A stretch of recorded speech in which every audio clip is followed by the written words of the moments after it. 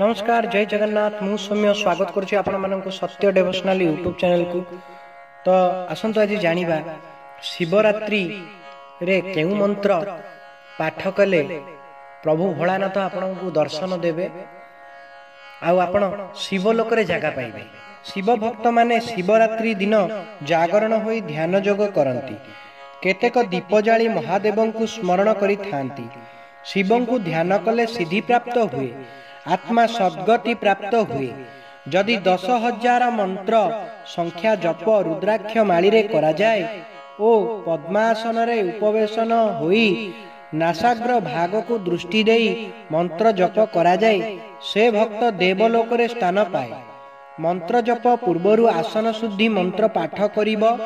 ओम आसन मंत्रस्य निराकारं गोत्रस्य अनुष्टप छंद ओम हर हर महादेवं मम आसने विनियोगहु फट स्वाहा। एही मंत्र रे आसन शुद्धि करिब। तापरे शिवंकर इष्ट मंत्र जप करिब। मृगासन व्याघ्रासन तृण बा धानर छण बा नड़ा बिछाई आसन करि पारिब। ओम ओम शिवाय ह नमः। एही मंत्र को 10,000 थर जप कले शिवंकर आसन टळमळ हेबो।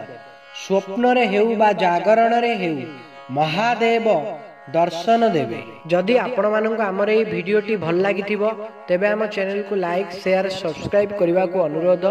जय जगन्नाथ जय पंचसखा।